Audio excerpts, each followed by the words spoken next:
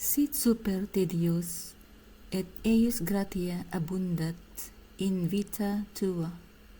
Benedicta es venia Dei et amore absoluto. Extenditque te Dominus in omnes, ut habites in conspectu ejus, ex hoc nunc et usque in saeculum saeculi.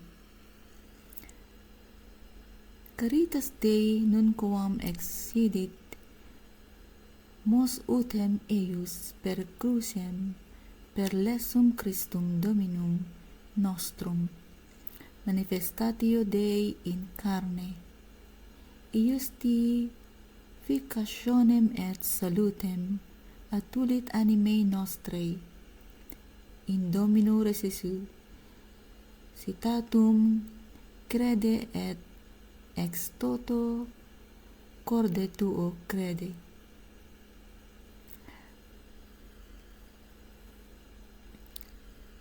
Paenete meni peccatorum bestronum et baptisi bimini in aqua in nomine Jesu et accipetis Spiritum Sanctum, quod est loquens in linguis, vita sancte vive usque ad secundum adventum Domini nostri Jesu Christi.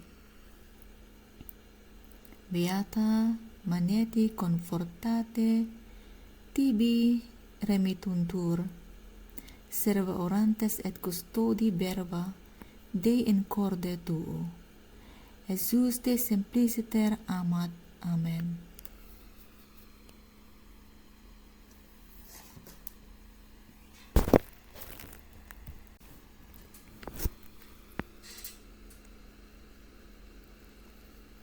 Tituli inscriptio ipsi David, Conservabam Domini, quoniam, speravi in te. Dixi Domino, Deus meus estu quoniam, honorum meorum, non eges.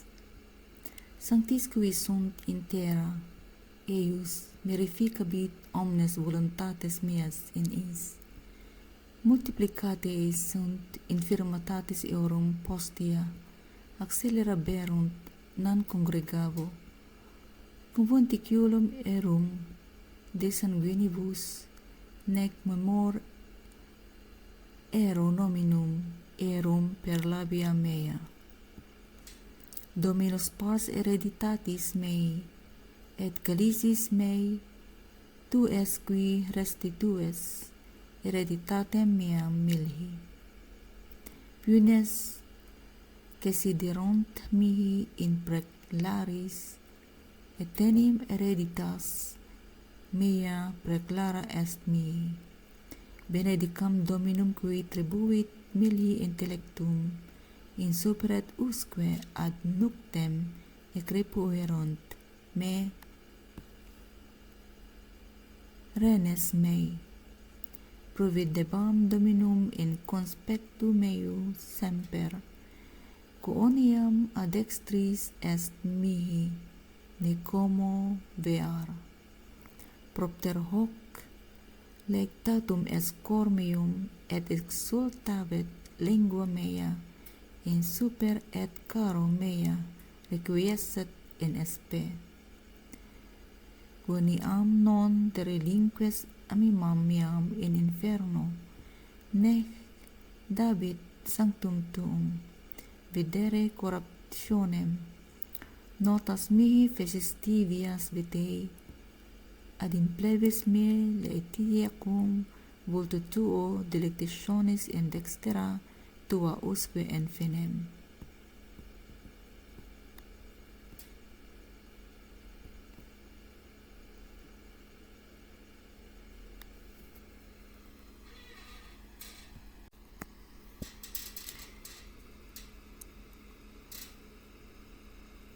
Lectio Psalmi quindecim.